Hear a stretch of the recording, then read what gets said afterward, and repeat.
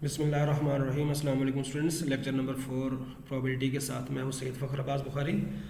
और आज हम जिस टॉपिक पे गुफ्तगू कर रहे हैं, बल्कि हमारे पास 3-4 टॉपिक्स हैं। सबसे पहले हम डिस्कस करेंगे कंडीशनल प्रोबेबिलिटी, जिसके अंदर हम डिपेंडेंस ऑफ इवेंट्स को देखेंगे, और उसके बाद हम इंडिपेंडेंस ऑफ इवेंट को, एग्जॉस्टिव इवेंट्स जिसको हम कलेक्टिवली एग्जॉस्टिव इवेंट्स कहते हैं, उनको भी देखेंगे, और कंप्लीमेंट्री इवेंट्स के बाद हम लॉ ऑफ कंप्लीमेंटेशन को भी देखेंगे।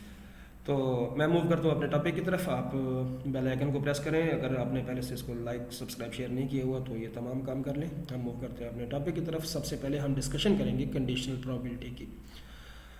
कंडीशनल प्रोबेबिलिटी को डिस्कस करते हुए सबसे पहले मैं अगर आपको एक एग्जांपल दूँ, देखिए मेरे पास अगर लेट से एक कॉइन टॉस हुआ है, सॉरी कॉइन सिंपल ज़्यादा हो जाएगा। ऐसा करते हैं कि एक डाई को रोल करते हैं। अगर एक हम डाई रोल करें तो हमारे पास स्पेस सेट क्या बनेगा, दैट विल बी 1 2 3 4 5 6। ये हमारे पास एक डाई रोल हो तो हमारे पास ऑल पॉसिबल आउटकम्स हैं, स्पेस सेट हमारे पास आ गया।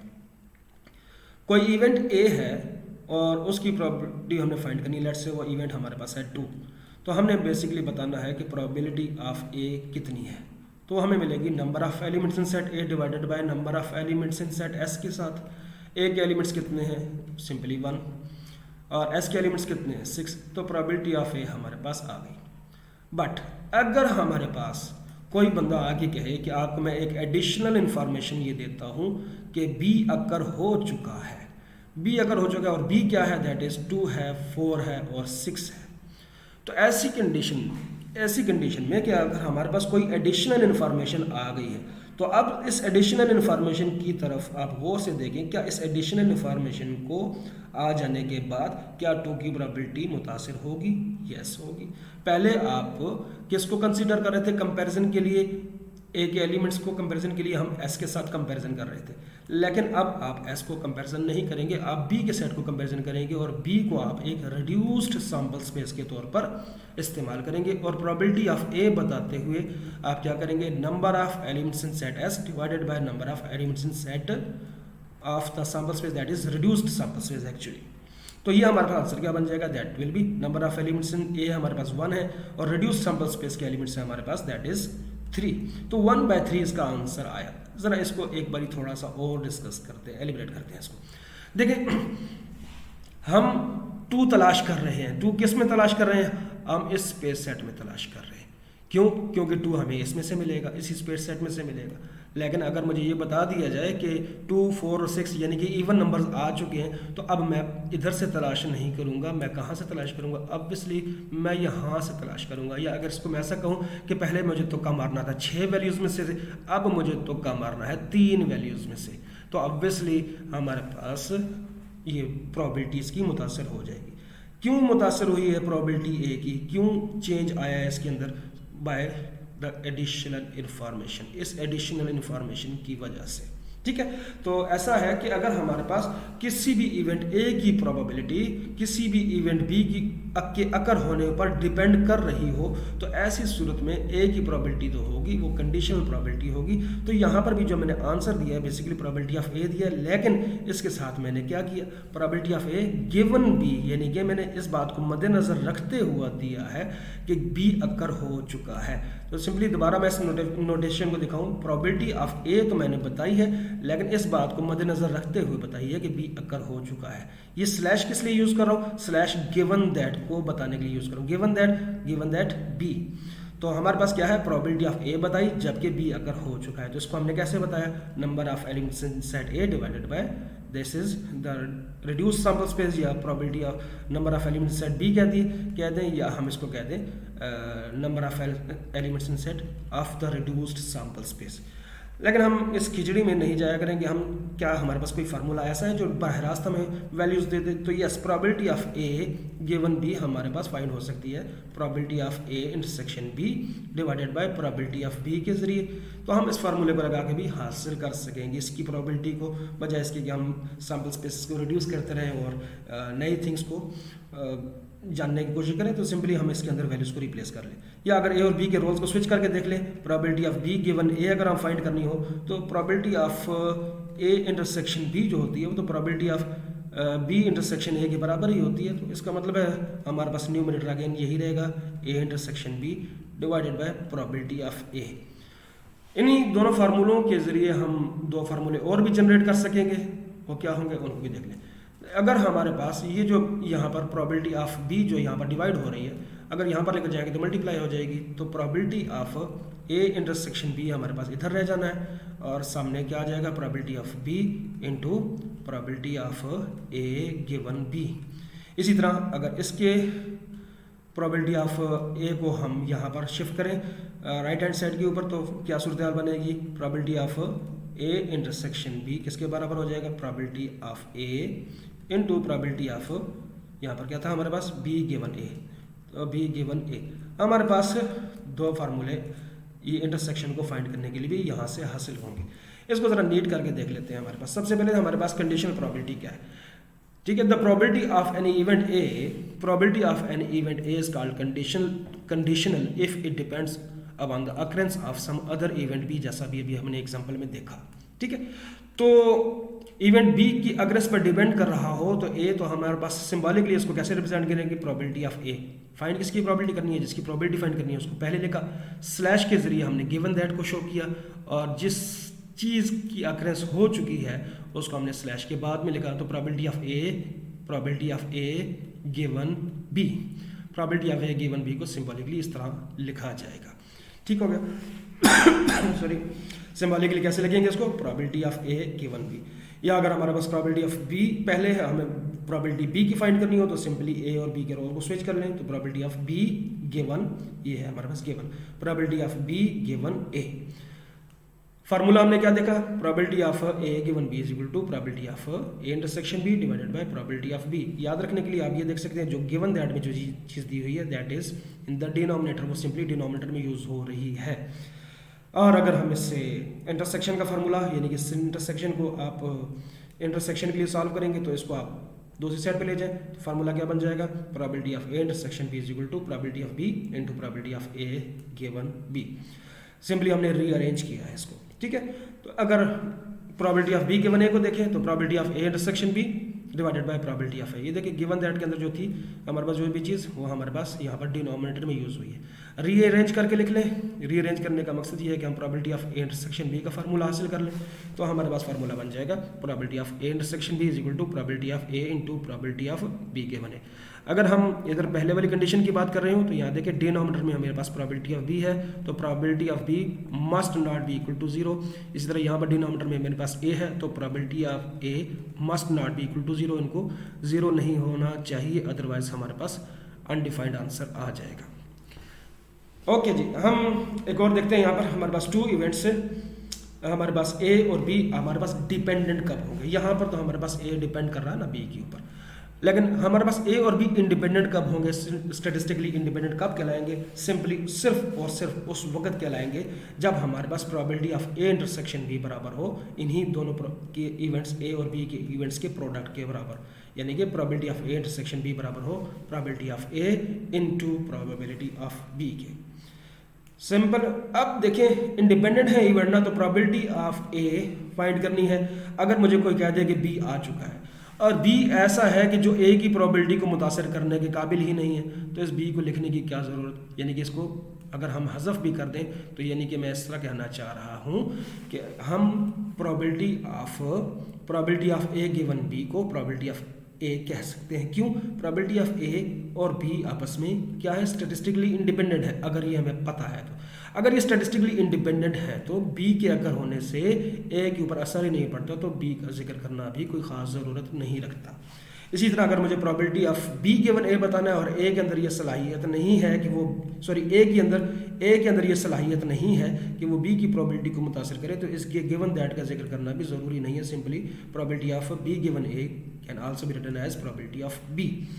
तो हमारे पास इसको मज़ीद एक्सप्लेन करने के लिए एक एग्जाम्पल है, उसको देख लेते हैं।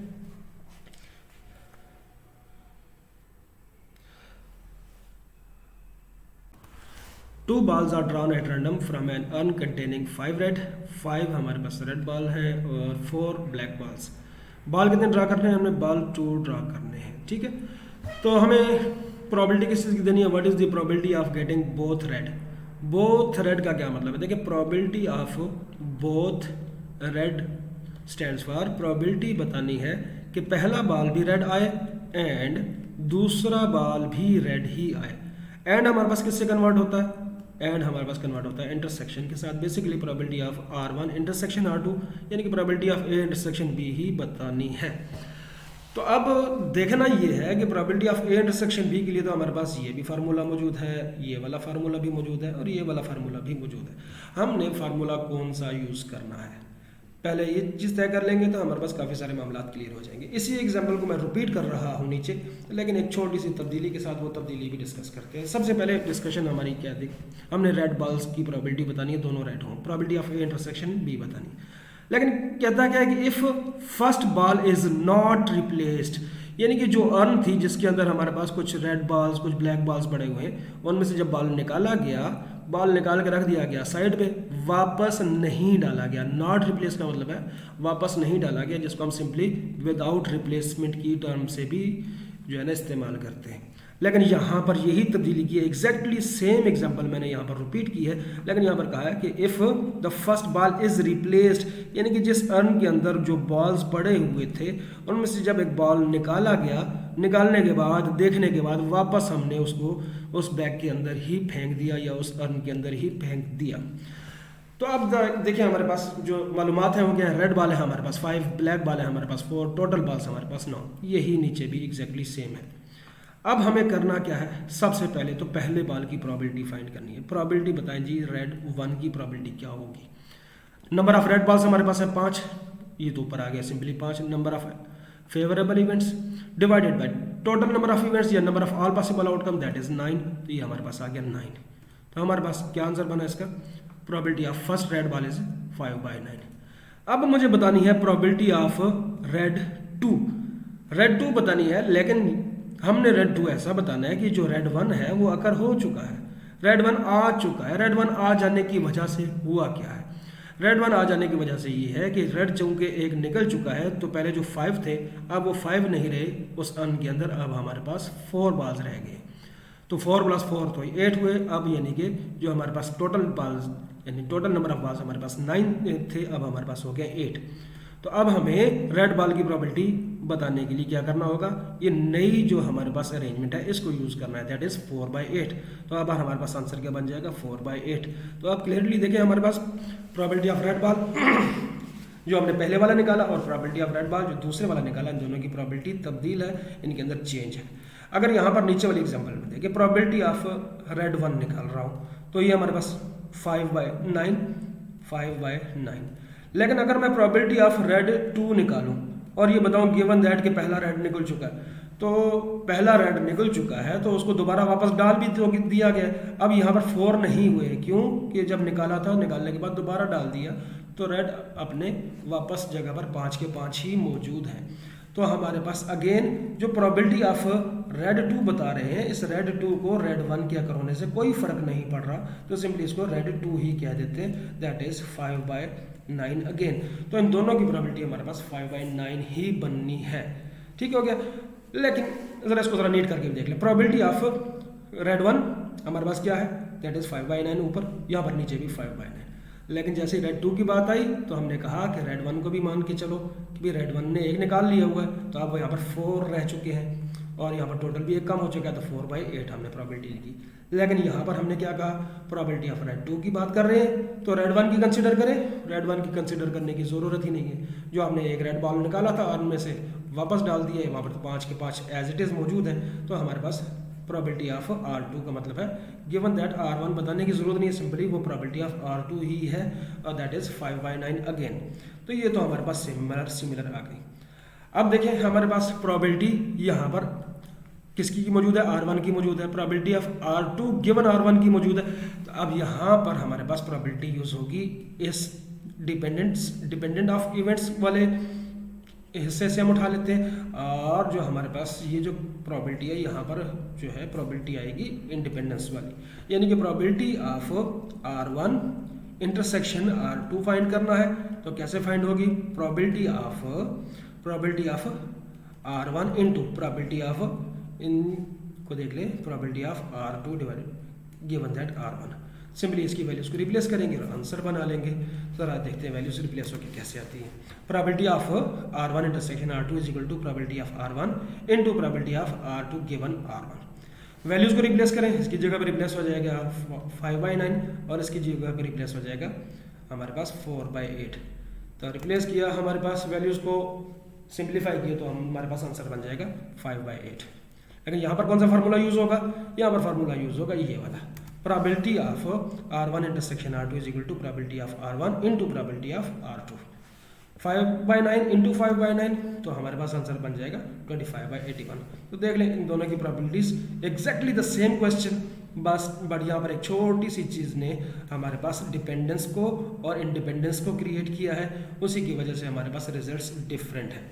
तो इस चीज़ को मद्देनजर रख के चलना है, जब भी probability of A intersection B को हमने फाइंड करना होगा तो हमें ये देख के चलना है, मान के चलना है कि हमारे पास या तो इवेंट्स डिपेंडेंट होंगे या इंडिपेंडेंट होंगे। अगर इंडिपेंडेंट हुए तो हम यहाँ से फार्मूला यूज़ करेंगे, अगर डिपेंडेंट हुए तो इन दोनों में से कोई एक फार्मूला जो भी हमारे लिए कन्वीनियंट होगा हम उसको यूज़ करके चलेंगे।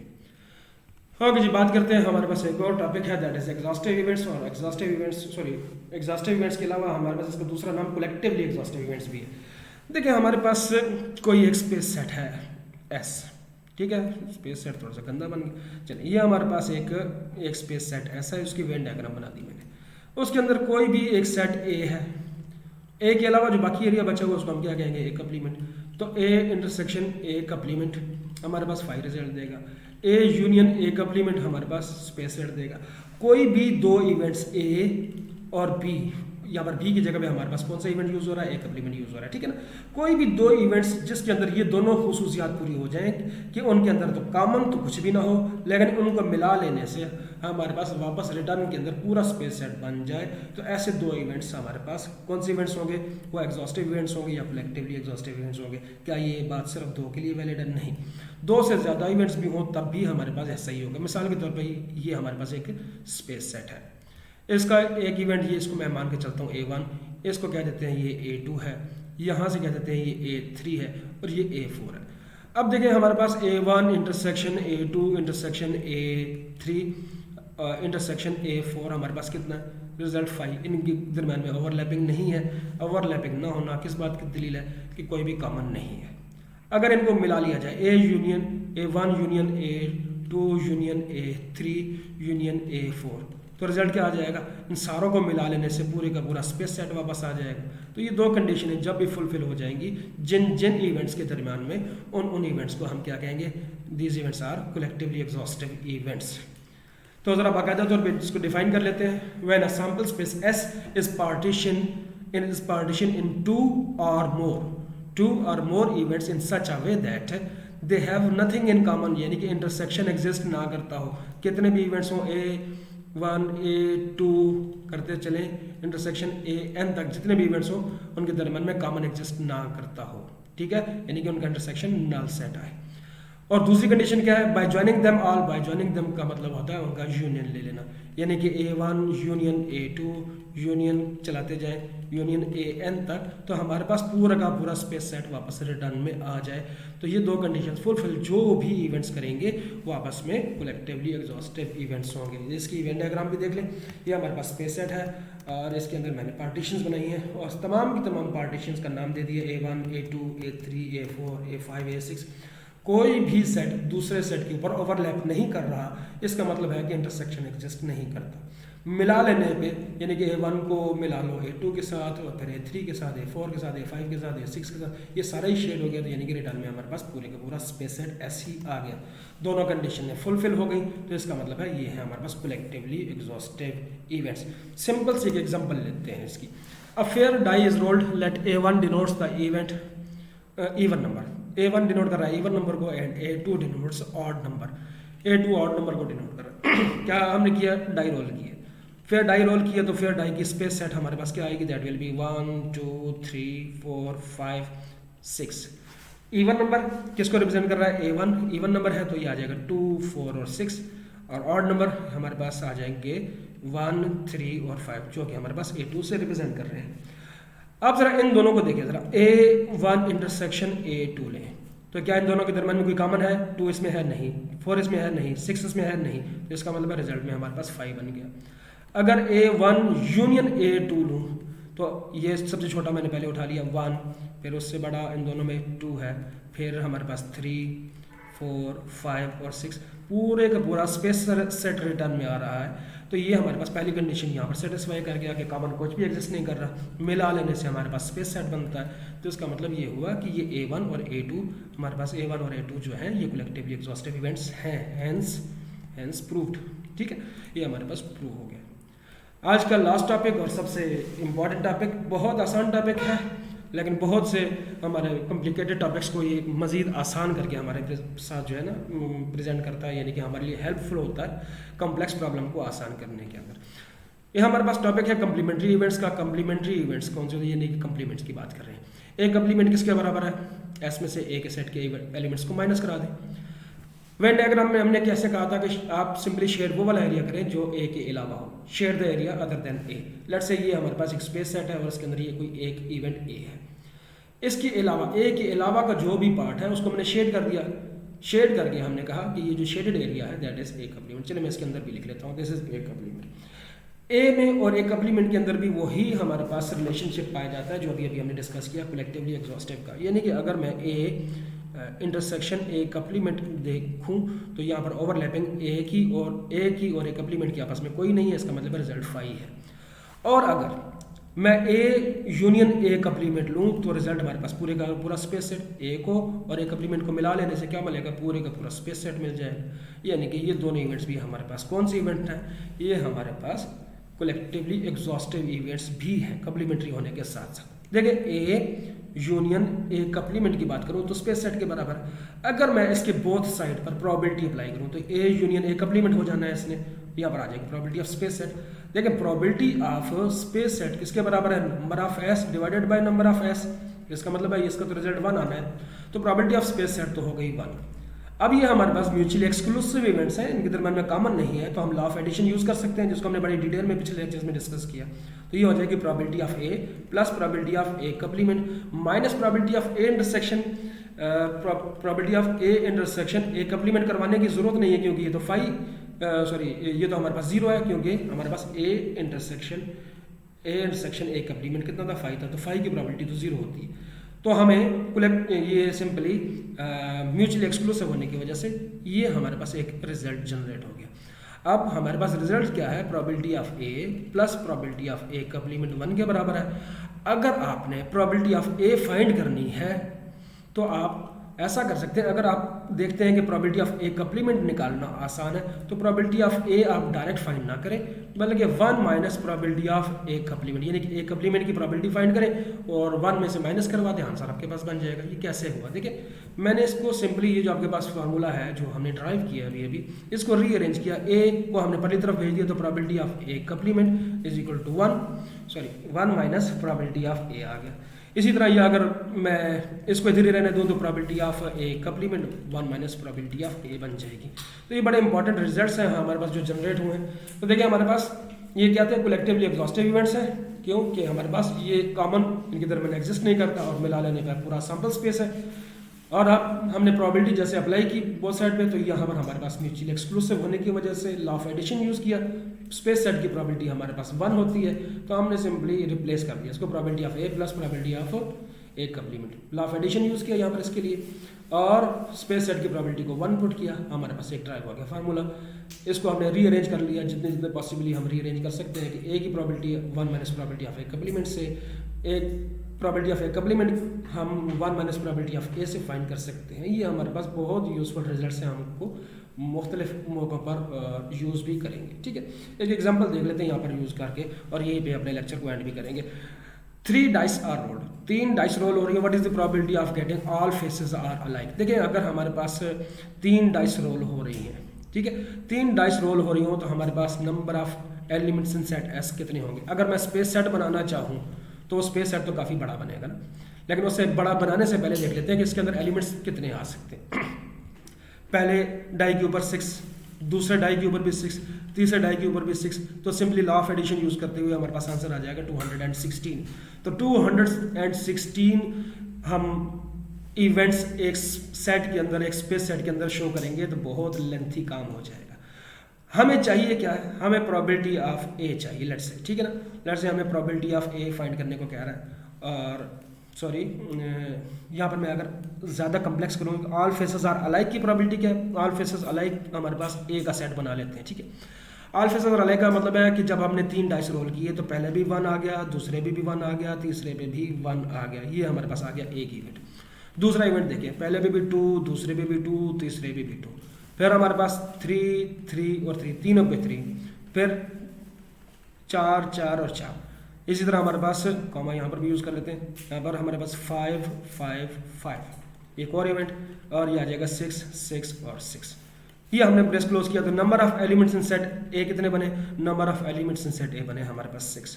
तो ए की प्रोबेबिलिटी हमें चाहिए थी यहाँ पर, इस बात की प्रोबेबिलिटी बतानी है कि प्रोबेबिलिटी ऑफ ए बतानी है। ए किसको रिप्रेजेंट कर रहा है, ऑल फेसेस आर अलाइक को, तो probability of A is equal to number of elements in set A divided by number of elements in set S. तो ये तो हमारे पास आ गया 6/216। लेकिन अगर यहाँ पर एक और चीज़ पूछी जाए, प्रोबेबिलिटी बताओ all faces are not alike, LIKE, okay, all faces are not alike की प्रोबेबिलिटी पूछी जाए तो इसका क्या मतलब होगा, ऑल फेसेस आर अलाइक के लिए हमने ए यूज़ किया है, तो नॉट अलाइक के लिए हमें ए कप्लीमेंट यूज़ करना है, तो प्रोबेबिलिटी ऑफ ए कप्लीमेंट हम यूज़ कर सकते हैं। अब ये वाला फार्मूला यूज़ कर लें आप, इनमें से ये वाला या ये वाला, कोई भी फार्मूला यूज़ कर लें, आपके पास आंसर बन जाएगा। प्रोबेबिलिटी ऑफ ए कप्लीमेंट चाहिए, 1 माइनस प्रोबेबिलिटी ऑफ ए करें, that is 1 minus 6/216, that is equal to 210 divided by 216। अब ज़रा गौर करें इसके ऊपर, 215 यानी कि ये सेट हमें ए कप्लीमेंट का बनाना पड़ता तो कितना बड़ा सेट बनता। ये पूरे का पूरा स्पेस सेट तो चले हम, हमारे पास रूल है मल्टीप्लिकेशन का, वहाँ से तो फाइंड आउट कर सकते हैं, लेकिन हमारे पास ये ए कप्लीमेंट को फाइंड करने का या एस के एलिमेंट्स को फाइंड करने का तो कोई रूल नहीं था। हमारे पास आसानी हमारे पास इसी तरह हुई कि हमने लॉ ऑफ कम्प्लीमेंटेशन को यूज़ किया, ठीक है। तो हमारे पास प्रोबेबिलिटी ऑफ ए कितनी आई, दैट वाज 210 डिवाइडेड बाय 216।